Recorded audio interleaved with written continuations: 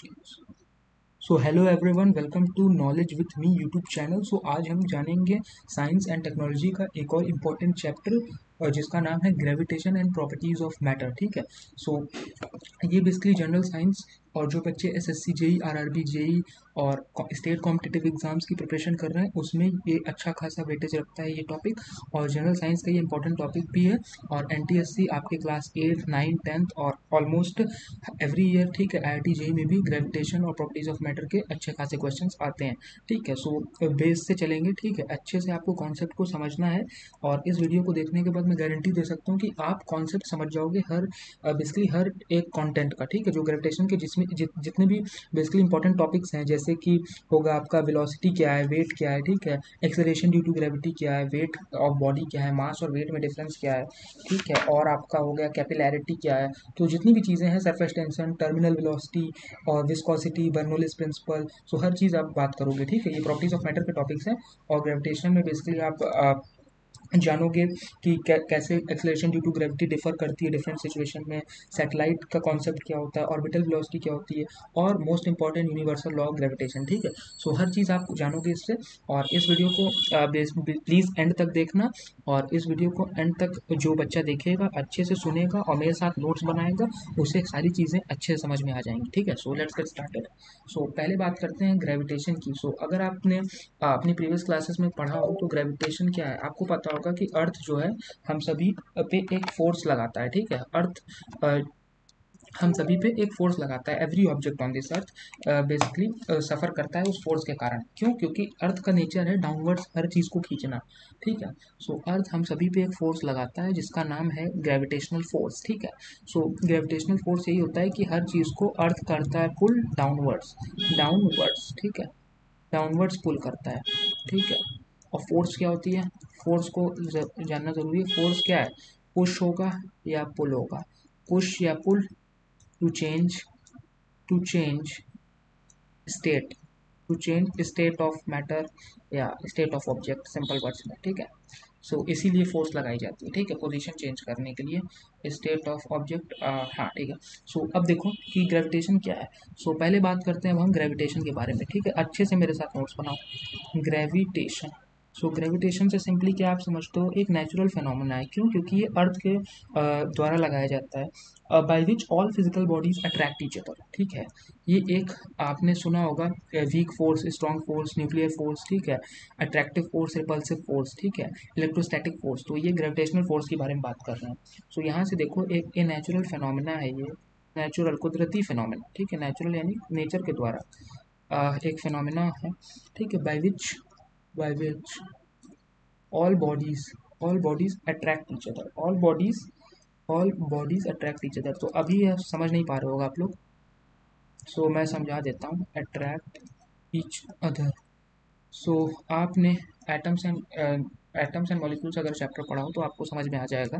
सो मान लीजिए एक कोई मैटर है, ठीक है, उसमें एटम होता है। ठीक है, एटम में क्या होता है बेसिकली? अगर मान लो ये एक एटम है तो एटम में क्या होगा?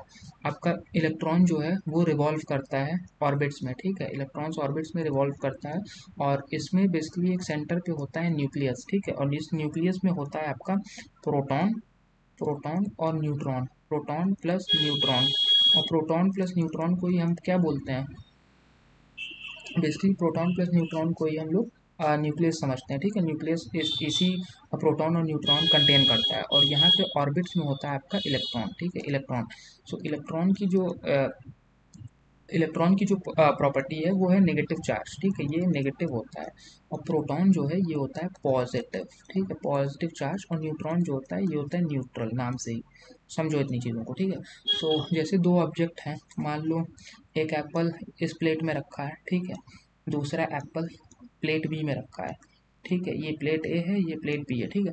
सो इन दोनों एप्पल्स में बेसिकली ये दोनों सो है सरफेस पे ही ना, तो अर्थ इन पे फोर्स लगा रहा है, कौन सा? ग्रेविटेशनल फोर्स, जो कि डाउनवर्ड्स लगेगा। प्लस यहाँ पे टेबल जो है, टेबल पे ये एप्पल रखा है, तो every action has equal and opposite reaction. ठीक है, ये बेसिकली क्या है? न्यूटन का एक लॉ है। उस फोर्स को अगर आपने जिसने फोर्स अच्छे से पढ़ा होगा उसे आएगा। ठीक है, फोर्स का भी हम वीडियो जल्द से जल्द इस पर अपलोड करेंगे। ठीक है, तो उसे आप जरूर देख के समझ लेना, लेकिन मैं अच्छे से क्लियर करता चलूँगा हर चीज़। So every action has equal and opposite attraction, तो टेबल भी इस पर फोर्स लगा रहा है, ठीक है। सो यहाँ इसका स्टेट क्या है, ये बेसिकली दोनों फोर्स आपस में क्या है, जीरो हो रही है ना, तभी तो ये यहाँ पे रखा हुआ है अच्छे से। अगर एक फोर्स ऊपर वाली ज़्यादा लग जाती तो ये टेबल को ब्रेक कर देता, या टेबल की फोर्स ज़्यादा लग जाती तो ये उछलने लगता, ठीक है। सो ये होता है क्या, ये इक्विलिब्रियम में है, इस कॉन्सेप्ट को बोलते हैं इक्विलिब्रियम। इक्विलिब्रियम तब होता है जब नेट फोर्स, इक्विलिब्रियम तब होता है जब net force is equal to zero, net force zero होती है, ठीक है आपकी। सो यहाँ पे ये मान लो ऊपर वाले पॉजिटिव मान लो, इसको नेगेटिव मान लो, तो ये जीरो बन रही है, ठीक है। सो अब यहाँ पे देखो इन दोनों के बीच में एक डिस्टेंस है, ठीक है, एक डिस्टेंस है डी, ठीक है। तो ये दोनों एक डिस्टेंस पे रखे हुए हैं, लेकिन यहाँ पे आप समझो कि ये ऑब्जेक्ट जो मान लो इस ऑब्जेक्ट को बोल दूँ A1, ठीक है, एप्पल 1, और इसे एप्पल 2। सो A1 A2 आपस में अट्रैक्ट कर रहे हैं, ठीक है, यही इसका कॉन्सेप्ट है बेसिकली ग्रेविटेशन का। ये भी इसको यहाँ इस तरफ ये अट्रैक्ट हो रहा है, और ये भी इसे इस तरफ अट्रैक्ट हो रहा है, ठीक है। लेकिन ये हमें दिख नहीं रहा है, क्यों, क्योंकि ये बहुत ही वीक फोर्स है, ठीक है, इसीलिए हमें क्या नहीं दिख रहा है, फोर्स तो लग रही है लेकिन हमें इसका इफेक्ट नहीं दिख रहा है, हम इफेक्ट नहीं देख पा रहे हैं, ठीक है। जैसे अर्थ है, ठीक है, अर्थ क्या हो रही है, रोटेट कर रही है, घूम रही है, ये तो जानते हो ना कि 24 मतलब कि अर्थ रोटेट करती रहती है, ठीक है। तो लेकिन क्या हम लोग घूम रहे हैं, हम लोग तो क्या है, स्थिर हैं। ऐसे कोई बोलेगा कि अर्थ क्या है, वो एक डायलॉग भी है ना, अर्थ चिपटा है या गोल है, ठीक है, लेकिन अर्थ क्या है, अर्थ इलिप्टिकल है, ठीक है। तो अर्थ बेसिकली एक तरह से गोली है बोलना चाहूँ तो, लेकिन है इलिप्टिकल, ठीक है। सो अर्थ कॉन्टिन्यूसली रिवॉल्व करती है, ठीक है, लेकिन क्या हम लोग उसके साथ रिवॉल्व कर रहे हैं, हम लोग तो एक जगह पे है ना भाई। तो वैसी कोई कुछ चीज़ें होती हैं लेकिन हमें दिखती नहीं है, क्या नहीं दिखती, वो चीज़ वो होना हमें नहीं दिखता, उसका इफेक्ट हमें नहीं दिखता, ठीक है। तो यहाँ पे वीक फोर्स एक्ट कर रही है, weak force acts, but we don't see the effect, we don't see, समझ गए, वी डोंट सी। सो यही कॉन्सेप्ट है, और हमारे इस यूट्यूब चैनल में नॉलेज विथ मी में हम आपको एक्सक्लूसिव नॉलेज देते हैं, ठीक है। कंटेंट वही रहता है, ठीक है, पढ़ो आप चाहे जहाँ से, लेकिन हम आप में कॉन्सेप्ट बिल्डअप करना चाहते हैं, ठीक है। अंडरस्टैंडिंग लेवल आपका जब बढ़ जाएगा तो प्रॉब्लम जब आप आएंगी कॉम्पिटेटिव एग्जाम्स में या कहीं स्कूल एग्जाम्स में भी, तो आप एनालाइज करना सीखोगे, और जो एनालाइज करना सीख गया, जो हर चीज़ को समझ के जोड़ना सीख गया, जोड़ के पढ़ना सीख गया, वो बेसिकली हर चीज़ को टैकल कर सकता है, वो हर क्वेश्चन को सॉल्व कर सकता है गाइस, ठीक है। यही है एजुकेशन का मतलब, कि क्रिटिकल थिंकिंग और कॉन्सेप्ट बिल्डिंग आपका स्ट्रांग हो, ठीक है, आपका ब्रेन डेवलप हो, बस सिंपल, ठीक है। और एग्जाम चाहे जो भी हो, अगर आपको कॉन्सेप्ट पता है तो क्लियर हो जाएगा इस टॉपिक से, ठीक है। और सारी मैं कोशिश करूंगा, बस मेरे साथ नोट्स बनाते रहो और कंटिन्यू स्किप मत करो ना लेक्चर को बिल्कुल भी, ठीक है। यहाँ पे अगर आप अपना 1 घंटा भी दोगे ना गाइज, तो मैं गारंटी के साथ कह सकता हूँ फ्यूचर में आपको बहुत ही ज़्यादा वैल्यू मिलेगी उससे, ठीक है। सो देखो अब ऑन अर्थ, ठीक है, यहाँ दूसरा पॉइंट लिखो, ऑन अर्थ ग्रेविटी जो है वेट देती है फिजिकल ऑब्जेक्ट्स को एम्प्लॉइंग अ डाउनवर्ड फोर्स, वही है on earth, basically earth, on earth every object tends pull downwards, ठीक है, पुल डाउनवर्ड्स, ठीक है, ये डाउनवर्ड्स लगता है, डाउनवर्ड्स, ठीक है, ड्यू टू जी, ठीक है, ये जी क्या है, एक्सलरेशन ड्यू टू ग्रेविटी, ठीक है, ये याद रखना बहुत इंपॉर्टेंट है, एक्सलरेशन ड्यू टू ग्रेविटी है। मैं फोर्स, मोशन, ये सारी चीज़ें, इसका वीडियो बहुत ही जल्द अपलोड होगा, उसको ज़रूर देखिएगा आप लोग, ठीक है, उसमें और भी चीज़ें आपको क्लियर हो जाएंगी, फोर्स, मास, ठीक है, मोमेंटम, ये सारी चीज़ें आपस में कैसे लिंक्ड है, फिजिक्स बेसिकली जो है वो लिंक्ड है आपस में, ठीक है, रिलेटिव, हर मतलब कि उसके कॉन्सेप्ट एक दूसरे के जुड़ जाते हैं, ठीक है, जिससे न्यूमेरिकल्स इजी हो जाते हैं सॉल्व करना, यही जोड़ना हमें सीखना है, बस फिजिक्स स्ट्रांग हो जाएगी आपकी। सो जी क्या है, बेसिकली जी की वैल्यू होती है 9.8 मीटर पर सेकेंड स्क्वायर, ठीक है, ये याद रखना, ये कॉम्पिटेटिव एग्जाम्स में पूछा जाता है, स्कूल एग्जाम्स में एमसीक्यू फॉर्म में आ जाता है, ठीक है, मीटर पर सेकंड स्क्वायर है, याद रखना, ठीक है। कई बार यूनिट चेंज करके पूछ लेते हैं तो बच्चे कंफ्यूज हो जाते हैं, ठीक है, यहाँ पे किलोमीटर पर सेकंड स्क्वायर दे देंगे, तो वो नहीं है जी की value, 9.8 metre per second square, ठीक। सो अब देखो, so acceleration due to gravity हो गया, अब यहाँ पे देखो मैं एक और पॉइंट लिख रहा हूँ, सो यहाँ पे बोल रहा हूँ ग्रेविटेशनल फोर्स, ये डायरेक्ट आरआरबी जेई में क्वेश्चन पूछा गया है गाइस, ठीक है, ये उसके नोट्स हैं, मैंने जो अपने सेल्फ प्रिपेयर्ड नोट्स प्रिपेयर किए हैं वही मैं आपको बता रहा हूँ, और ये बेसिकली मैंने 6 to 7 बुक्स को कंबाइन करके उनके previous year question papers various competitive exams के, और उसको उस तरह से प्रिपेयर किया है ताकि जो मैं आप जो यहाँ लिखवा रहा हूँ नोट्स में वो क्वेश्चन फॉर्मेट में आपको मिलेंगे, ठीक है। जब आप एग्जाम दोगे कॉम्पिटेटिव एग्जाम या स्कूल एग्जाम, तो ये जो नोट्स हैं उसी से क्वेश्चन पूछा जाएगा, बस इसके अलावा कुछ नहीं आएगा, ये गारंटी है, ठीक, क्यों, क्योंकि सारे बुक्स को समरी में आपको दे दे रहा हूँ ना यहाँ पे, बस बस कॉन्सेप्ट समझ लो और मेन इंपॉर्टेंट टॉपिक्स को मैं नोट्स के फॉर्म में लिखवा दूंगा, हो गया आपका काम। ठीक है, सो ग्रेविटेशनल फोर्स ज़्यादा पढ़ने की जरूरत नहीं होती, एग्जाम क्रैक करने के लिए ज़्यादा पढ़ना नहीं है, बस सर्टेन जो उसका सिलेबस है उससे रिलेटेड कॉन्सेप्ट को बिल्ड करना है और इंपॉर्टेंट क्वेश्चंस को प्रैक्टिस करनी होती है बस। ठीक है, अगर एग्जाम क्लियर करना है, लेकिन अगर नॉलेज इंक्रीज करनी है तब फिर आप अच्छे से पढ़ते रहो। ठीक है, कई बुक्स पढ़ो फिर। ठीक है, सो अपना अपना एम होता है। सो वही है, ग्रेविटेशनल फोर्स इज वीकेस्ट याद रखो, ये आरआरबी जेई क्वेश्चन है, इज वीकेस्ट अमंग, अमंग किसमें, अमंग फोर याद रखना ये बहुत, four natural forces. So weak force, weak nuclear force, ठीक है, strong force, so four natural forces होते हैं नेचर की। ठीक है, सो दैट इज, यहाँ लिखो, that is electromagnetic, electromagnetic electromagnetic भी एक फोर्स है। ठीक है, इलेक्ट्रोमैग्नेटिक और weak and strong nuclear force, and strong nuclear force, समझ गए, न्यूक्लियर यानी फोर्स, जो ग्रेविटेशनल फोर्स है वो फोर नेचुरल फोर्सेस का पार्ट है। ठीक है, सो यहाँ पे देखो फोर नेचुरल फोर्सेस भी आप लिख लो, फोर नेचुरल फोर्सेस कौन सी हैं।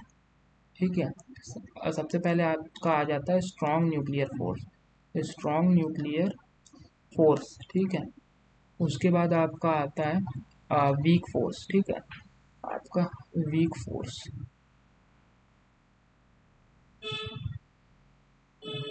वीक न्यूक्लियर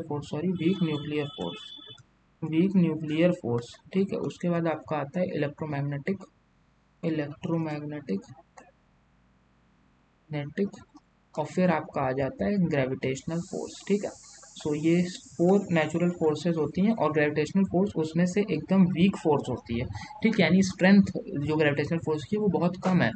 यही एक कारण है जिसके कारण से हम बेसिकली अपनी पोजीशन बेसिकली शिफ्ट नहीं हो पाती। ठीक है, जैसे कि मैं जैसे मेरे बगल में मान लो, जैसे एक पर्सन है जॉन। ठीक है, जॉन बेसिकली बैठा हुआ है चेयर पे। ठीक है, उसके बगल में एक पर्सन है जॉनी नाम से। ठीक है, वो भी एक चेयर पे बैठा हुआ है, तो दोनों लोग एक दूसरे के चेयर पे बैठे हुए हैं, इनके बीच की डिस्टेंस है 2 मीटर। ठीक है, 2 मीटर की डिस्टेंस पे बैठे हुए हैं, लेकिन क्या ग्रेविटेशनल फोर्स इन पे लग रही है, ये दोनों ऑब्जेक्ट्स आपस में, ये दोनों बॉडीज आपस में अट्रैक्ट हो रही हैं। ठीक है, फोर्स लग रहा है, लेकिन ये इतना वीक फोर्स है कि ये दोनों, इसके इफेक्ट में जॉन ना ही जॉनी की तरफ शिफ्ट हो रहा है, ना ही जॉनी जॉन की तरफ शिफ्ट हो रहा है। अगर ऐसा होता है तो दोनों लोग कुछ टाइम के बाद, ठीक है, एक ही प्लेस पे आ जाते हैं या सट जाते हैं। ठीक है, या लड़ जाते हैं एक दूसरे से। ठीक है, सो यही कारण है, ये हमें दिखती नहीं है इसका इफेक्ट, लेकिन ये थोड़ा बहुत होता है मतलब कि नेचर में। ठीक है, सो अब देखो यूनिवर्सल लॉ ऑफ ग्रेविटेशन, ये इंपॉर्टेंट, बहुत इंपॉर्टेंट है, ये तो बहुत इंपॉर्टेंट है। ठीक है, ये एसएससी जेई के क्वेश्चन में आया होगा। ठीक है, 2014 एंड 17 में यूनिवर्सल, और एनटीएससी 2008 में। ठीक है, सो यूनिवर्सल लॉ एनटीएससी के हिसाब से ये सारी चीज़ें जो है बहुत इंपॉर्टेंट है गाइस। एनटीएससी बेसिकली 10th में होता है, सो 10th में ये बेसिकली 8th 9th 10th का ही टॉपिक है, तो इससे बहुत ज़्यादा क्वेश्चन आते हैं फिजिक्स में, फिजिक्स सेक्शन से। ठीक है, यूनिवर्सल लॉ ऑफ ग्रेविटेशन आप अच्छे से समझना। So every object in the universe attract every other object, वही जो ऊपर बताया मैंने, with a force which is proportional to the product of their masses and inversely proportional to the square of the distance between them. ठीक, the force is along the line joining the center of two objects. So बहुत ही simple words में अगर मैं बात करूँ, सो यहाँ पे वही चीज़ कहना चाह रहा है जो ग्रेविटेशनल फोर्स एक्ट हो रहा था, लेकिन यहाँ पे एक चेंजेस है। ठीक है, यहाँ पे हम फिजिक्स के न्यूमेरिकल के थ्रू उस फोर्स को भी फाइंड आउट करेंगे। सो कैसे करेंगे, देखो पहले इसको लिख लो, एवरी ऑब्जेक्ट इन यूनिवर्स। ठीक है, लिख लो, बहुत यहाँ इंपॉर्टेंट है एवरी ऑब्जेक्ट। थोड़ी सी लंबी डेफिनेशन है, लेकिन स्कूल एग्जाम्स में ये पूछी जाती है। ठीक है, 9th 10th boards exam, board में सॉरी ये टॉपिक शायद नहीं है फिजिक्स में, लाइट है। और 9th में school exam CBSE board ICSE board में ये डेफिनेशन पूछी जाती है, और अगर ये लिखोगे तो आपको फुल मार्क्स मिलेंगे। ये जो डेफिनेशन मैं लिख रहा हूँ, every object in universe, in the universe, ठीक है, इन द यूनिवर्स, ठीक है,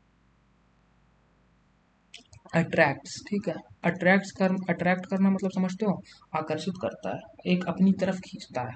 attracts every other object, every other object, every other object. आराम से पढ़ो, एकदम बैठ के आराम से पढ़ो। ठीक है, उठ के भागने वाला काम मत करना। नहीं, जो बच्चा थोड़ा बहुत देखा, ठीक है, फिर सोचा अरे ये तो बेकार पढ़ा रहे हैं, चल दिया। ठीक है, तो उसे फिर समझ में भी नहीं आएगा, और बेसिकली वो उस जब यहाँ आया था तो वो भी टाइम उसका वेस्ट हो जाएगा। अब यहाँ पे आ गए हो तो पूरा लेक्चर देख के जाओ, ठीक है, फिर कमेंट में बताना वीडियो कैसी थी। Proportional to the product of there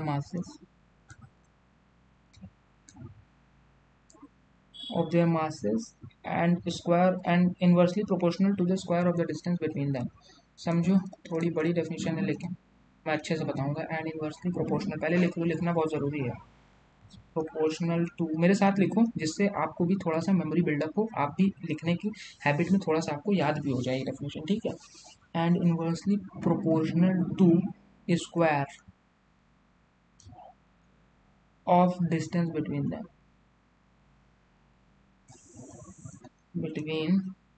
them, ठीक है। सो ये समझ गया। सो अब देखो, और यहाँ पे एक पॉइंट और है, द फोर्स, ये जो फोर्स है ग्रेविटेशनल फोर्स की बात कर रहा हूँ, the force is along the line joining the center of two objects, is along the line joining center of two objects, ठीक। सो इतनी डेफिनेशन चीज़ें हो गई। और जिन बच्चों को बेसिकली नहीं समझ में आया तो उनको समझा दे रहा हूँ हिंदी में मैं, कि एवरी ऑब्जेक्ट, हर ऑब्जेक्ट जो यूनिवर्स में है वो दूसरे ऑब्जेक्ट को अट्रैक्ट करता है एक ताकत के ज़रिए, जो ताकत बेसिकली प्रोपोर्शनल होती है उन दोनों प्रोडक्ट के, उन दोनों ऑब्जेक्ट या उन दोनों वस्तु के प्रोडक्ट, यानी कि उनके मास, ठीक है, उनके मास मतलब समझो उनके वज़न, ठीक है, उनके प्रोडक्ट ऑफ देयर मासेस, उनके मासेस के प्रोडक्ट, ठीक है, प्रोडक्ट यानी इनटू, ठीक है, गुणा जिसे बोलते हैं। एंड इनवर्सली प्रोपोर्शनल टू, वो डायरेक्टली प्रोपोर्शनल होता है प्रोडक्ट ऑफ देयर मासेस के, और इनवर्सली प्रोपोर्शनल यानी अब अगर डिस्टेंस उनकी जो है वो अगर घटेगी, ठीक है, तो वो बेसिकली फोर्स जो है वो बढ़ेगी, और लेकिन अगर उन दोनों का प्रोडक्ट ऑफ देयर मासेस बढ़ेगा तो फोर्स बढ़ेगी, ठीक है। अब समझाता हूँ मैं। सो इसको पहले न्यूमेरिकल फॉर्म में लिखो आप, F is directly proportional to m into m, ठीक है। यहाँ पे एम मान लो mass of object one, mass of object one, और यहाँ पे एम मान लो मास ऑफ ऑब्जेक्ट टू, ठीक है। ये दो, ध्यान से समझो, ये दो ऑब्जेक्ट के लिए ही बात हो रही है यहाँ पे, ठीक है। और डिस्टेंस को हम मान लेते हैं आर, ठीक है, डिस्टेंस को हम मान लेते हैं आर, मान लेते हैं यहाँ पे, या डी मान लेते हैं, चलो डिस्टेंस को मान लो डी, ठीक है। डी डिस्टेंस इजी होगा आपके लिए, कोई भी लिख सकते हो आप एग्जाम में, ठीक है। डी लिखो या आर लिखो, बस वहाँ पे अपने बता देना जब भी पेपर में ये सब करो तो बता देना मैंने डिस्टेंस को डी लेट किया है, ठीक है। सो अब यहाँ पे देखो, समझो ऑब्जेक्ट ए है, उसका ये है ऑब्जेक्ट, ठीक है, उसका ये सेंटर है, सेंटर पॉइंट है, ठीक है। फिर ये ऑब्जेक्ट बी है, ध्यान से समझना, ऑब्जेक्ट बी है, इन दोनों के बीच की कुछ दूरी है, ठीक है। लेट सपोज इसको हमने डी माना है, हमें पता नहीं है दूरी क्या है, ठीक है। इसका भी रेडियस है यहाँ तक, तो रेडियस समझते हो ना, सर्कल है अगर तो उसका रेडियस है, यहाँ तक सर्कल है तो इसका रेडियस है, हालांकि ये सर्कल नहीं है, हम ऑब्जेक्ट की बात करें, ठीक है, जस्ट फॉर नॉलेज बता रहा था।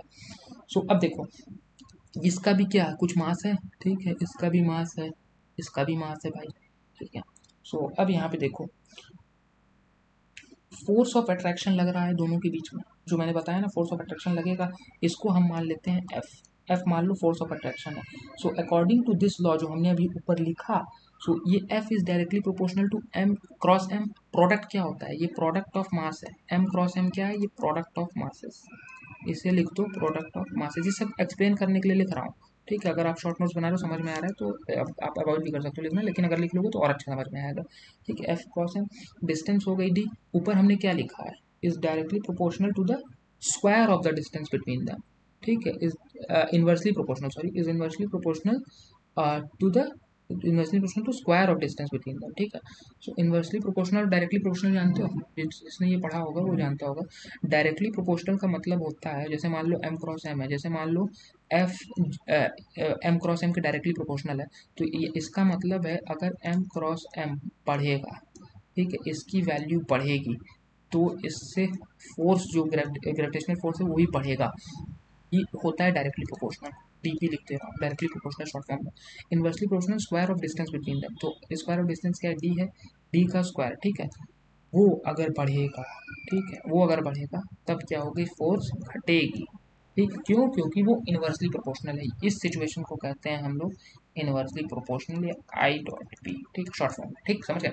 सो यही चीज़ अब लिख दो, इज इनवर्सली प्रोपोर्शनल टू, यहाँ पे देखो M cross M and directly inverse, ये डायरेक्टली प्रोपोर्शनल, सॉरी ये directly proportional to M cross M, और ये जो है inversely proportional to square of the distance between them, जो हमने डी लिया है, ये डिस्टेंस हमने डी लिया है, तो डी का स्क्वायर क्या होगा, D raise to the power 2, ठीक है, ये समझते हो ना स्क्वायर, और ये स्क्वायर पावर्स, ठीक है, एक्सपोनेंट्स, ये सब चीज़ें आनी चाहिए गाइस, ठीक है, अगर नहीं आता तो वो भी हम उसका भी वीडियो हम अच्छे से बनाएंगे, उसको देख लेना, ठीक है। सो अब देखो यहाँ पे, अब इन दोनों को क्या कर दूँ, दोनों लॉ क्या है basically, universal law of gravitation, दोनों situation universal law of gravitation की है ना, तो इसे ऐड करना पड़ेगा, तो इसे ऐड करना पड़ेगा, तो यहाँ पे जब आप देखो, जब इसको कंबाइंड फॉर्म में लिखेंगे, अब हम यहाँ लिख रहे हैं कंबाइंड फॉर्म में, तो ऊपर लिख दो एम क्रॉस एम, और नीचे ये वन था तो ये वन मल्टीप्लाई होगा तो वही रहेगा, ठीक है, और ये टी स्क्वायर बचेगा, ठीक, इतना समझ गए। सो अब यहाँ पे देखो, यहाँ पे लेकिन क्या है, ये साइन ऑफ प्रोपोर्शनैलिटी लगा हुआ है कि नहीं लगा हुआ है, बिल्कुल लगा हुआ है, इसे बोलते हैं साइन ऑफ प्रोपोर्शनैलिटी, ये जो साइन होता है इम्प्लाई, ये इस टाइप का, ठीक, इसे बोलते हैं साइन ऑफ प्रोपोर्शनैलिटी, ठीक है, ना ही इन्वर्सली ना ही डायरेक्टली, ये प्रोपोर्शनैलिटी का साइन है, जो रेशियो एंड प्रोपोर्शन चैप्टर पढ़ोगे तब उसमें समझ में आएगा, साइन ऑफ प्रोपोर्शनैलिटी, ठीक है। सो इसे जब आप हटाते हो, इसे अगर रिमूव करना है, if removed, if you want to remove this, और इसे हटाना है, तो you need to substitute a constant, if you remove then substitute a constant, then substitute any constant, कोई भी कांस्टेंट आप सब्सटीट्यूट कर सकते हो, के एल एम, ठीक है, लेकिन इस लॉ में फिजिक्स ने हमें दिया है, ठीक है, जो रिसर्चर्स प्रोफेसर्स ने हमें दिया हुआ है, ठीक है, उसको उस कांस्टेंट को हम बोलेंगे जी, ठीक है। सो यहाँ पे अगर हमको प्रोपोर्शनैलिटी का साइन हटा करके इसे इक्वल टू फॉर्म में लिखना है, फॉर्मूले के फॉर्म में लिखना है, ये क्या है, ये एक इक्वेशन, ये बेसिकली अभी क्या लिखा हुआ है, ये एक स्टेटमेंट के फॉर्म में लिखा है ना, प्रोपोर्शनल टू इतना देन इतना, ठीक है, तो यही इसको हम इक्वेशन के फॉर्म में यानी इक्वल टू फॉर्म में लिखना है, तो हमें लिखना पड़ेगा कांस्टेंट लगा दो जी, ठीक है, ये कांस्टेंट हम जी ले रहे हैं यहाँ पे, और फॉर्मूला वैसे का वैसा ही है, M cross M divided by D square, ठीक है, लेकिन यहाँ पे जो आपका जी है ये है कांस्टेंट ऑफ प्रोपोर्शनैलिटी, ठीक है, कांस्टेंट ऑफ प्रोपोर्शनैलिटी है, लेकिन इसे हम यहाँ पे साइंटिस्ट और फिजिसिस्ट ने इसे नाम दिया है यूनिवर्सल ग्रेविटेशनल कांस्टेंट, ठीक है, यूनिवर्सल ग्रेविटेशनल कांस्टेंट, ठीक है, यूनिवर्सल ग्रेविटेशनल कांस्टेंट, तो इसे आप इस तरह से लिखो, इसको जरूर लिखना गाइस, ग्रेविटेशन कांस्टेंट, ठीक है, ग्रेविटेशन कांस्टेंट, समझ गए। सो इसकी वैल्यू भी होती है, ठीक है, जी की वैल्यू मैं लिखा दे रहा हूँ आपको, जी की वैल्यू दी गई है फिजिसिस्ट द्वारा, ठीक है, इसकी वैल्यू है, इसको जरूर याद करना, 6.67 into 10⁻⁻11, I think it's newton metre square per kilogram square, ठीक है, पर किलोग्राम स्क्वायर, ठीक है, और इसे इस तरह से भी लिखते हैं, और इसे लिखते हैं 6.67 into 10⁻11 newton metre square kilogram को वैसे ही, लेकिन यहाँ पे हमने ऑब्लिक लगाया ना, यानी डिवाइड में है किलोग्राम, सो यूनिट हम यहाँ क्या कर देंगे, नेगेटिव, पावर नेगेटिव कर देंगे, ठीक है, तो वो रेसिप्रोकल होके अपॉन में आ जाएगा, ये समझते हो, ये सब मैथमेटिक्स है, ठीक है। सो अब समझ गए, सो यही चीज़ है, अब यहाँ पे ये कॉन्सेप्ट हो गया खत्म, ठीक है, यही था यूनिवर्सल लॉ ऑफ ग्रेविटेशन, यहाँ पे जी की वैल्यू फिजिसिस्ट ने दी हुई है, तो हम कुछ नहीं कर सकते, इसे आपको याद करना पड़ेगा, कोई बच्चा अगर बोल रहा होगा कि नहीं कोई भी ले सकते हैं, आप कह रहे हो तो के ले लें, एल ले लें, उससे क्या, लेकिन नहीं, इस सिनेरियो के लिए या इस कंडीशन के लिए या इस लॉ के लिए, यूनिवर्सल लॉ ऑफ ग्रेविटेशन के लिए साइंटिस्ट ने, प्रोफेसर्स ने, फिजिसिस्ट ने बहुत पहले ही इसको बनाया है, और जी का बेसिकली एक रोल भी है, इसको रिसर्च करके निकाला गया है जी की वैल्यू, जिससे बेसिकली ये फॉर्मूला वैलिड भी होता है कई बार, ठीक है। सो वो चीज़ें हैं, उतना डेप्थ में ना जाओ, बेसिकली आपकी बुक में भी यही लिखा है, ठीक है, 6.67 into 10⁻⁻7 Newton metre square per kilogram square, ठीक है। सो कुछ नियम भी होते हैं, मानने पड़ते हैं, ठीक है। सो अब देखो, अब नेक्स्ट चीज़ देखते हैं, एक्सेलरेशन ड्यू टू ग्रेविटी, ठीक है, नेक्स्ट टॉपिक आ गया आपका एक्सेलरेशन ड्यू टू ग्रेविटी, और अभी तक अगर वीडियो अच्छा लग रहा हो तो लाइक करिएगा प्लीज़, ठीक है, सो इससे हमें भी मोटिवेशन मिलेगा, ताकि हम आपके लिए और अच्छे कंटेंट्स लाते रहें।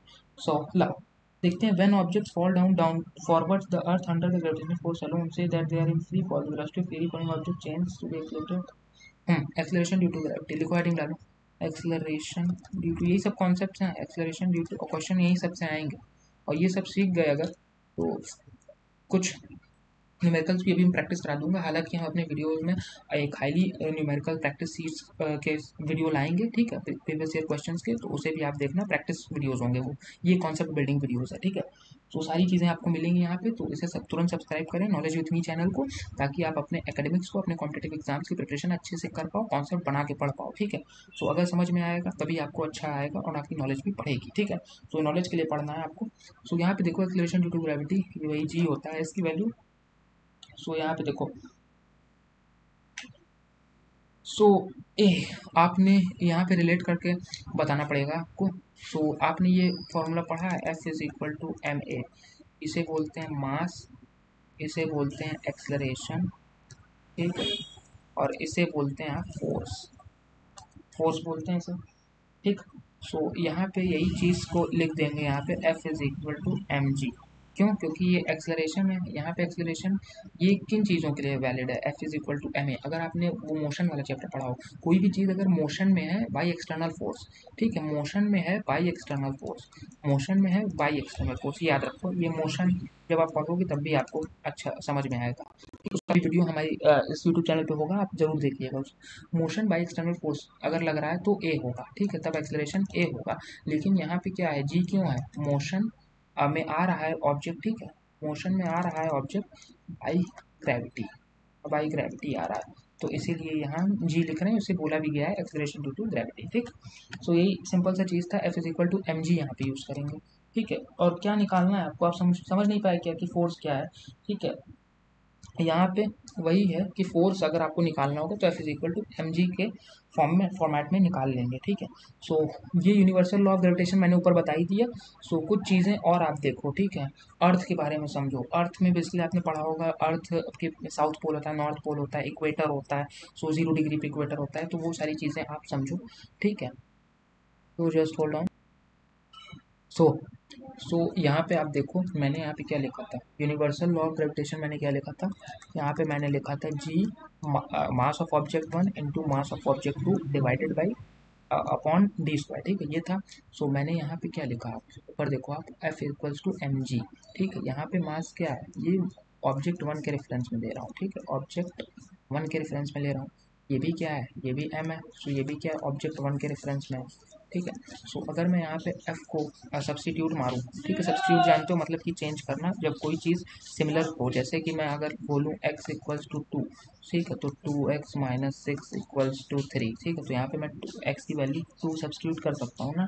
तो ये 2 का कितना हो जाएगा कि ये ट्रू है या फॉल्स है, ठीक है, ट्रू और फॉल्स ऐसे क्वेश्चन आते हैं ना लीनियर इक्वेशन और उसमें मैथमेटिक्स में, ठीक है। सो इट्स ट्रू और फॉल्स, ठीक है। तो यहाँ पे देखो एक्स की वैल्यू सब्सटीट्यूट करके 2 4 माइनस 6, ठीक है, 4 माइनस 6 कितना होता है भाई, -2 होता है। सो -2 इज नॉट इक्वल टू 3, ठीक है। सो ये क्या हो जाएगा, ये इक्वेशन क्या हो जाएगी, ये रॉन्ग इक्वेशन है, ठीक है, ये फॉल्स होगा, ठीक है। सो यही चीज़ है, यहाँ पे हम सब्सटीट्यूशन लगा रहे हैं, एफ इक्वल्स टू क्या लिख दोगे आप, एम जी, और यहाँ पे क्या है जी, और ये भी मास ऑफ ऑब्जेक्ट वन है, एम है, बहुत ध्यान से समझना इस चीज़ को, ठीक है।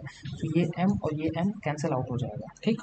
सो यहीं से आप लिखोगे जी को, जी को लिखोगे, ठीक है, जी को आप कुछ इस तरह से लिख सकते हो, जी एम, ठीक है, G M divided by D square, ठीक है। सो यहाँ से ये आ जाता है, एक रिलेशन है, ठीक है। इस पे भी क्वेश्चंस आते हैं, ये चीज़ जज करनी आनी चाहिए, बस सिंपल से यही है कि यहाँ पे ऑब्जेक्ट वन के रेफरेंस में है, और यहाँ पे भी आपका ये एम जो है, ये बड़ा वाला एम, ये कैपिटल एम सॉरी, जो वो ऑब्जेक्ट वन के रेफरेंस में है, तो वो आपको न्यूमेरिकल में दिया रहेगा, ठीक है। ये एम इसका है तो कैंसिल आउट, कई बार क्या होता है स्मॉल एम भी होता है, ठीक है। सो ये भी होता है, कई बार स्मॉल एम के रेफरेंस में भी पूछता है, ठीक है, जैसे एफ इक्वल्स टू आप एम जी लिख सकते हो, स्मॉल ऑब्जेक्ट का मास, ठीक है। तो ये न्यूमेरिकल के बेसिस पे है, ये बेसिकली थोड़ा सा डेरिवेशन भी नहीं है, ये मैं थोड़ा सा बस एक कैलकुलेशन ट्रिक आपको बता रहा था, ठीक है।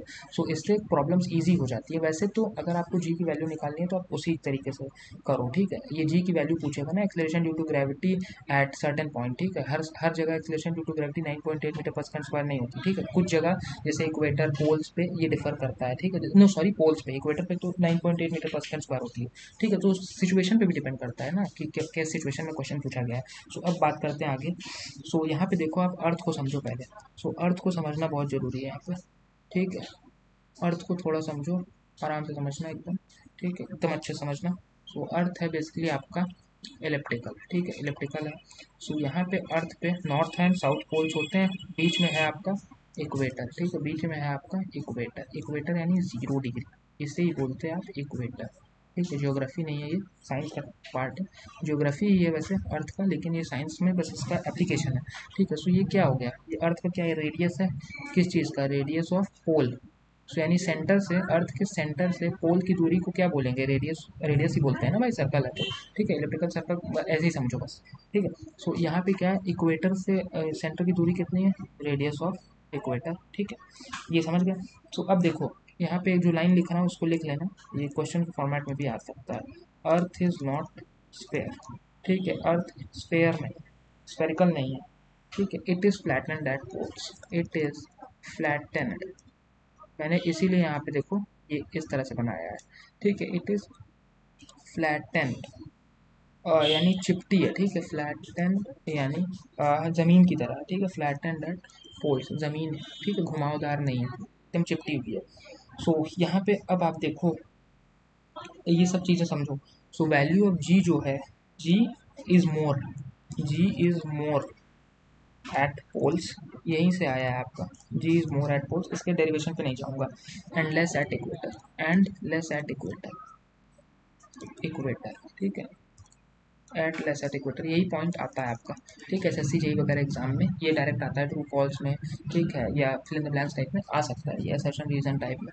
सो g is more at poles and less at equator, इसे आप अच्छे से याद करो, इसीलिए मैं यहाँ पे इस टाइप से बना देता हूँ कि ये मोस्ट इंपॉर्टेंट है, ठीक है, ये इस तरह से सिंबल बना देता हूँ, ठीक है, इंपॉर्टेंट पॉइंट्स। सो अब यहाँ पे देखो कि कैसे आपको वैल्यूज़ कैलकुलेट करनी पड़ेंगी। सो कुछ चीज़ें और लिखता हूँ मैं आपको यहाँ पे। सो वही जो था मैंने जो पिछला डेरिवेशन किया, जी मान लो यहाँ पे एम, इस ऑब्जेक्ट 2 के लिए बात कर रहा हूँ, ठीक है, और यहाँ पे आपका था डी स्क्वायर, ठीक है, डी स्क्वायर था। सो यहाँ पे देखो डी स्क्वायर की जगह हम आर लिखेंगे, क्यों लिखेंगे भाई, कोई बता सकता है, क्योंकि if the object is placed on earth, ये लिखो, इफ ऑब्जेक्ट, अगर यहाँ पे object is placed on earth, is placed on earth, earth के ऊपर ऑब्जेक्ट रख दिया गया, ठीक है, सिनेरियो समझ रहे हो। If the object is placed on earth then D जो होगा, जब उसकी जो डिस्टेंस होगी वो आर के बराबर हो जाएगी, ठीक है। D is equal to R which is equal to radius of earth, ठीक है, रेडियस ऑफ अर्थ, समझ गए, ठीक है। सो बस इसे ऐसे याद रखो। सो अब देखो यहाँ पे रेडियस ऑफ अर्थ को आप बेसिकली आर भी लिख सकते हो और कैपिटल आर भी लिख सकते हो, ये क्वेश्चन में वैसे दिया रहता है, आप लिख सकते हो, ठीक है। सो कैपिटल आर ही ले लेता हूँ इस वक्त। सो जी को आप लिखोगे कुछ इस तरह से, G M by R square, D को हटा के, ठीक है। सो अब बहुत ध्यान से देखना, ये डेरिवेशन इंपॉर्टेंट है, ठीक है।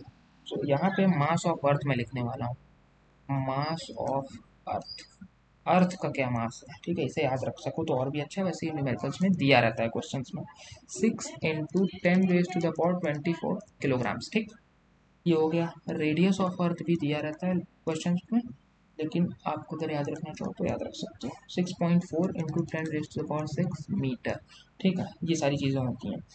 और जब हम इन सारी वैल्यूज़ को सब्सटीट्यूट कर देते हैं तब हमें मिलता है जी, बेसिकली जी कहाँ से आया, अगर आप देखोगे तो ये डेरिवेशन किसका कर रहा था मैं, ठीक है, ये एक्सेलरेशन ड्यू टू ग्रेविटी का ही कर रहा था, ठीक। सो यहाँ पे अगर आप देखो, यहाँ पे जी इज इक्वल टू, सो जी की वैल्यू आपको कैपिटल जी की तो मैंने पहले बताई थी ना, 6.67 ×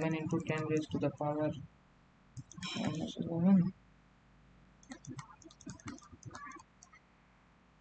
ठीक है, अपॉन यहाँ पे अपॉन आर स्क्वायर है ना। सो रेडियस ऑफ अर्थ, सो यहाँ पे आप देखो 6.6 मीटर का होल स्क्वायर, ठीक, समझ गए। सो ये समथिंग आएगा आपका, ये कैलकुलेट करोगे जब आप तो आएगा 9.8 मीटर पर सेकंड स्क्वायर, समझ गए, ठीक है। सो इसी के साथ हमारा ये एक्सलेशन ड्यू टू ग्रेविटी और ग्रेविटेशनल कांस्टेंट वगैरह सब फिनिश होता है, ठीक है। इससे ज़्यादा कॉम्पिटेटिव एग्जाम्स में नहीं पूछा जाता, और अगर आप IIT की तैयारी नहीं करो तो यही तक आएगा आपका, ठीक है। स्टेट गवर्नमेंट एग्जाम में NTSC में भी यहीं तक आता है, ठीक है, और IIT JEE में भी बस थोड़े एडवांस प्रॉब्लम्स बनते हैं, सो उसके लिए हम अलग से वीडियो बनाएंगे, ठीक है, ये जनरल साइंस का वीडियो है।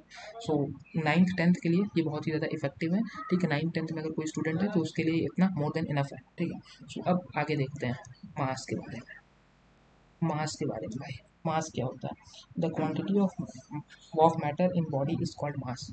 सो इसको सिंपल वर्ड्स में लिखो, quantity of matter, quantity of matter, matter की quantity, quantity of matter in a body, ठीक है, इन अ बॉडी, ठीक है, वही होती है मास।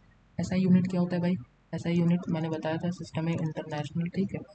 एसआई यूनिट्स आप प्रीवियस क्लासेस में पढ़े होंगे, 5th 6th में। एसआई यूनिट क्या होती है आपकी? केजी, यानी किलोग्राम, इसे और अच्छे से लिखो होगा किलोग्राम, ठीक है।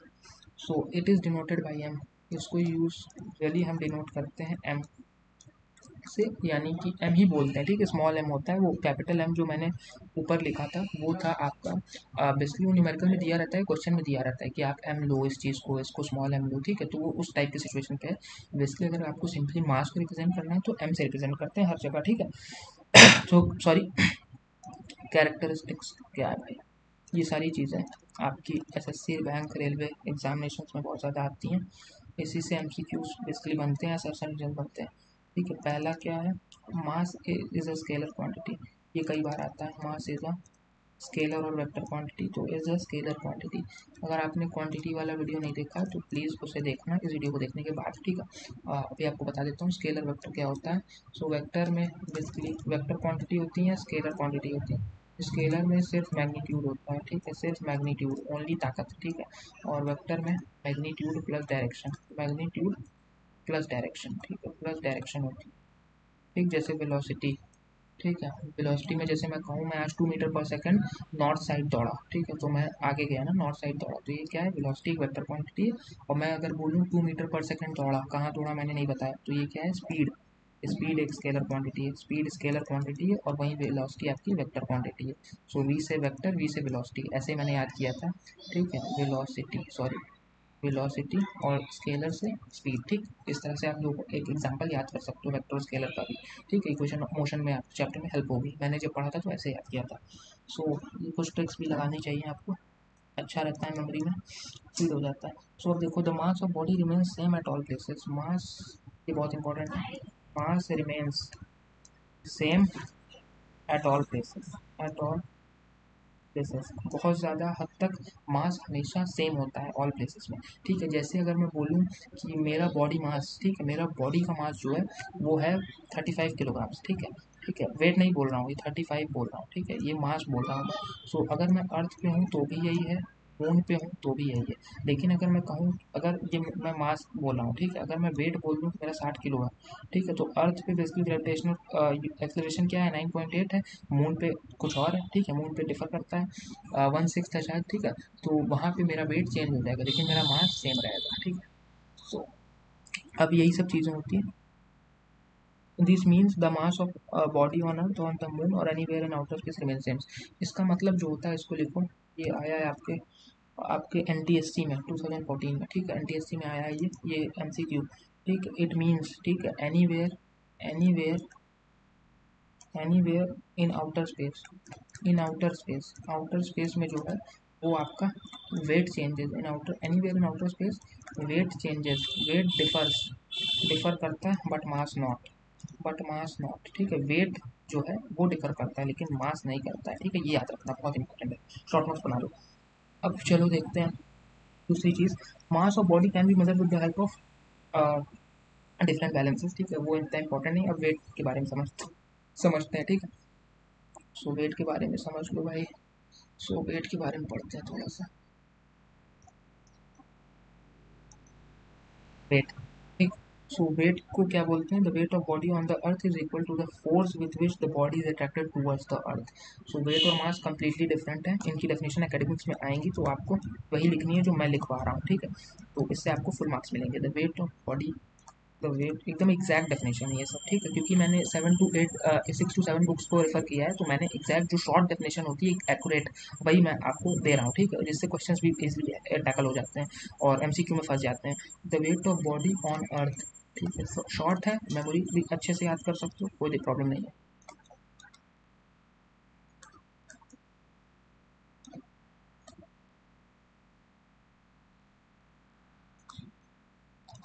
विच बॉडी इज अट्रैक्टेड,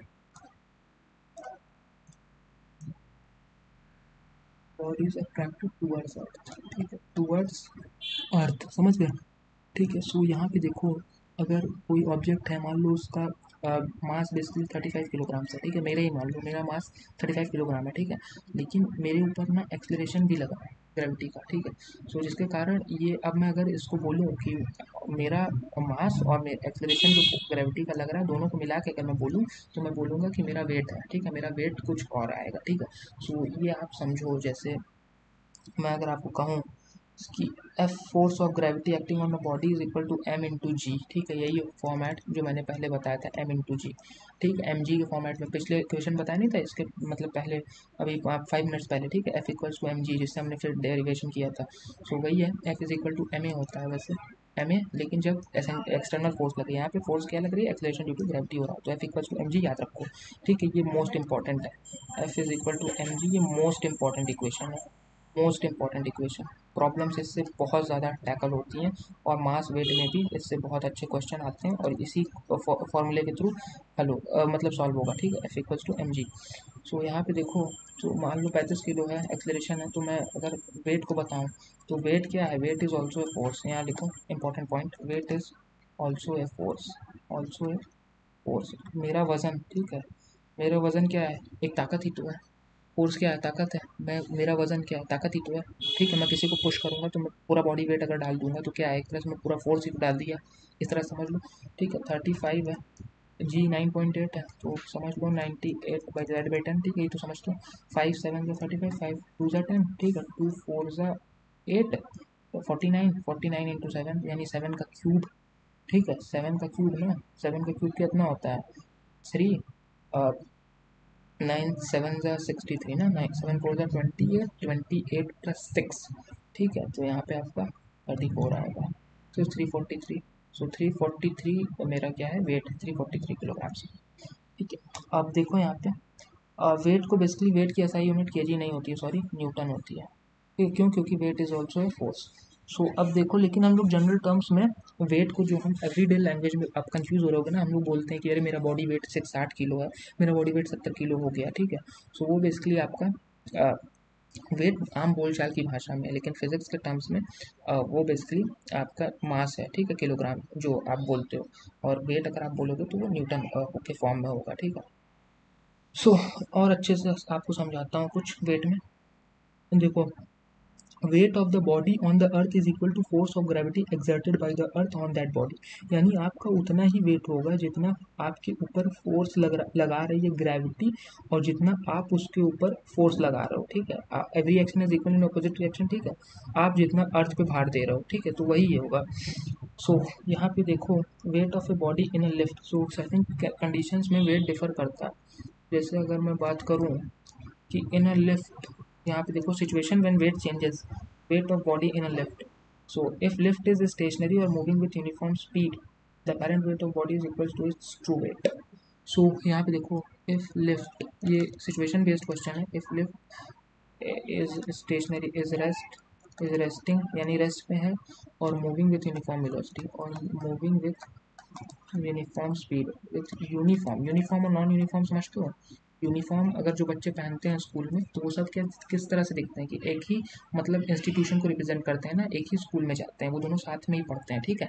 लेकिन अगर कोई बच्चा रेड कलर की शर्ट पहनेगा, किसी के घर में ब्लैक शर्ट है, किसी के पास ब्लैक शर्ट नहीं है, वो येलो शर्ट पहनेगा, सो जिससे क्या होगा, जिससे सब लोग अलग अलग दिखेंगे, ठीक है, तो जिससे एक यूनिफॉर्मिटी एक मतलब नहीं दिखती है। सो यूनिफॉर्म वही होता है कि एक ही चीज़ मतलब बहुत ही लंबे टाइम तक, ठीक है, यही समझो ऐसे यूनिफॉर्म, ठीक है। स्पीड, स्पीड समझ रहे हो, स्पीड है, ठीक है, आइधर ही अपवर्ड जाए या डाउनवर्ड जाए, अपेरेंट वेट, उसका अपेरेंट वेट, अपेरेंट वेट जो होगा, ये कई बार क्वेश्चन आया है, पर स्कूल एग्जाम्स में बेसिकली बहुत ज़्यादा आया है, ओलंपियाड्स जो लोग देते हैं, ये क्वेश्चन जो है ये ओलंपियाड्स के लिए यहाँ दिखा रहा है कि 2017 में ओलंपियाड्स में आया है ये, ठीक है, साइंस ओलंपियाड, ठीक है, साइंस ओलंपियाड्स होते हैं ना, जैसे सिल्वर जोन ओलंपियाड्स भी होता है, और भी कई ओलंपियाड्स कंडक्ट होते हैं इस नेशनल लेवल पे, साइंस ओलंपियाड्स और इंस्टीट्यूशन है कई कराते हैं।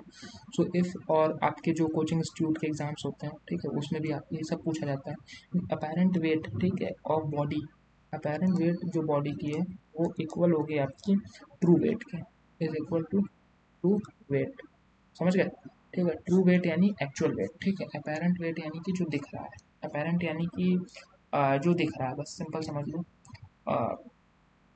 हाँ, जो दिख रहा है मतलब, हाँ समझ रहे हो? उसको लिखवा नहीं रहा हूँ, बस ऐसे समझ लो। If lift is going up with acceleration, अब यहाँ पे देखो सिचुएशन चेंज हो गई।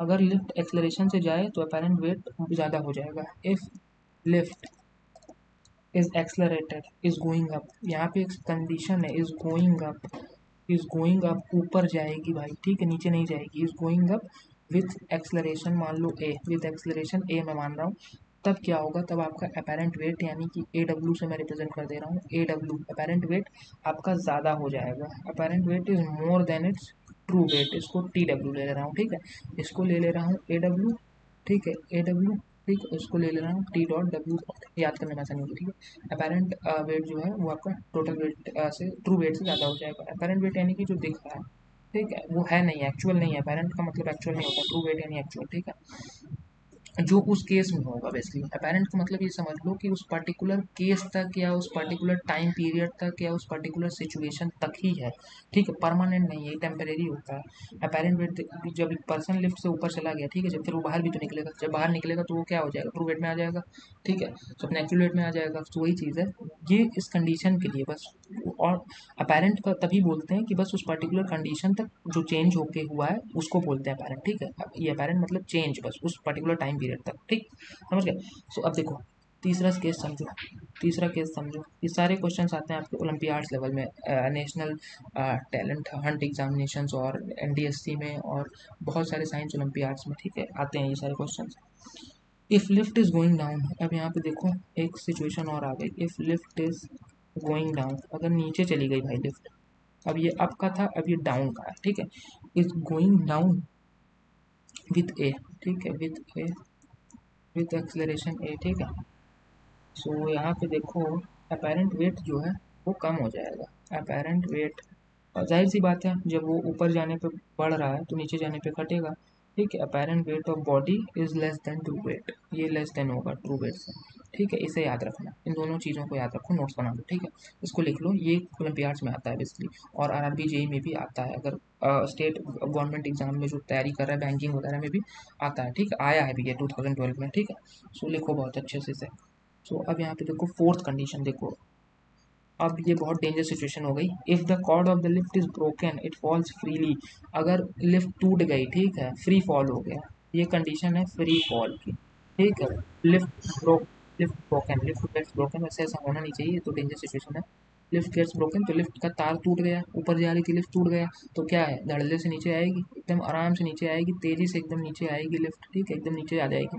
मान लो ठीक है, यहाँ तक था उसका पूरा मतलब यहाँ तक था पूरा लिफ्ट, ठीक है, फर्स्ट फ्लोर सेकंड फ्लोर, मान लो फर्स्ट फ्लोर है ये, सेकंड फ्लोर है ये, थर्ड फ्लोर है, ये आपका ग्राउंड फ्लोर है, ठीक है, ये आपका ग्राउंड फ्लोर है, ये आपका मान लो 1 2 3 4, ये आपका फोर्थ फ्लोर है। फ्लोर फोर पे टूट गई, ऊपर जा रही थी, ठीक है, फोर्थ फ्लोर पे टूट गई, सॉरी, ठीक है। सो यहाँ पे ये हल्ले से नीचे आएगी ग्राउंड फ्लोर पे, ग्राउंड फ्लोर पे जब आएगी तो ये क्या हो गया, ये फ्री फॉल हो गया ना, इस पर डायरेक्टली एक्सलेशन लग रहा है due to gravity, so this situation is weightlessness, ठीक है। सो ये जो सिचुएशन होगी, दिस सिचुएशन में जो भी लोग अंदर होंगे, दिस सिचुएशन क्या होगी, वेटलेसनेस, इसमें वेट ही नहीं होगा किसी का। सही बात है, एकदम आराम से जब देखे होगे आप, एकदम नीचे आराम से जाओगे, ठीक है, एकदम आराम से। आप खुद सोचो ना कि लिफ्ट टूट गई, मैं एकदम आराम से नीचे जा रहा हूँ, तो मैं खुद हल्का हूँ ना, एकदम हल्का हो जाओगे ना, जब नीचे उतरोगे एकदम तेजी से, एकदम हल्का लगेगा आपको। तो वही चीज़ है, वेटलेसनेस होगी, ऐसा लगेगा कि आपका कोई वजन ही नहीं है, ठीक है, वेटलेसनेस, आपको ऊपर से बस नीचे फेंक दिया गया, ठीक है, वेटलेस। वैसे ऐसा होना नहीं चाहिए, बहुत डेंजर सिचुएशन है, ठीक है। तो इसीलिए आपको थोड़ा स्टेयर वगैरह ही लेना चाहिए, मैं तो हमेशा स्टेयर लेता हूँ, ठीक है, जब भी मॉल वगैरह जाता हूँ तो हमेशा स्टेयर लेता हूँ, ठीक है, डेंजर भी नहीं रहता और थोड़ा कैलोरी फैट बर्निंग सब चीज़ मैनेज रहती है, ठीक है। सो फिटनेस के लिहाज से स्टेयर बहुत ज़रूरी है, इसी को यूज़ किया करो आप लोग, ठीक है। सो धीरे धीरे, या वो वाली लिफ्ट एक्सलेटर यूज़ किया करो, ठीक है, लिफ्ट वही वाली थोड़ी खतरनाक होती भी है, ठीक है, कई बार बंद हो जाती है, रुक जाती है, सो कई जैसे तो हो जाते हैं इससे। So while going down, if the acceleration of lift is more than acceleration due to gravity, अब यहाँ पे क्या है कि अगर lift going down, if lift down जा रही थी, goes डाउन, ठीक है, एंड यहाँ पे एक्सलरेशन ऑफ लिफ्ट क्या हो गया आपका, ज़्यादा हो गया एक्सलरेशन ऑफ ग्रेविटी, समझ गए। शॉर्ट फॉर्म में लिखा हूँ, body in the lift goes in contact in the ceiling of lift, तो बॉडी यहाँ कहाँ जाएगी, अब देखो, बॉडी इन द लिफ्ट यानी आप अगर लिफ्ट में हो तो बॉडी इन द लिफ्ट, ठीक है, बॉडी जो लिफ्ट में है goes in contact, goes in contact of ceiling of lift, ठीक है, वो सीलिंग ऑफ लिफ्ट के कॉन्टैक्ट से चली जाएगी, ठीक है। सो यहाँ पे जो होगा आपका सिनेरियो आपका कुछ इस तरह से बनेगा। सो वेलोसिटी वी जो है वेलोसिटी ऑफ यानी कि उस टाइप में जो होगा आपका ये हो जाएगा आपका कुछ इस टाइप से। इस इक्वेशन को याद रखना, 2gm/r, ठीक है, या फिर इसे बोल सकते हो √2g r, ठीक। सो इसे आप बोलते हैं ये वी ई को बोलते हैं हम लोग एस्केप स्पीड। एस्केप स्पीड क्या होती है? एस्केप स्पीड क्या होती है? Minimum speed with which minimum speed with which एकदम मिनिमम स्पीड विथ विच, ठीक है, विथ विच एन ऑब्जेक्ट, जो एक ऑब्जेक्ट है वो जस्ट क्रॉस कर गया, ठीक है, एकदम तुरंत क्रॉस कर गया ग्रेविटेशनल फील्ड को, अर्थ की, और वापस नहीं आया कभी, ठीक।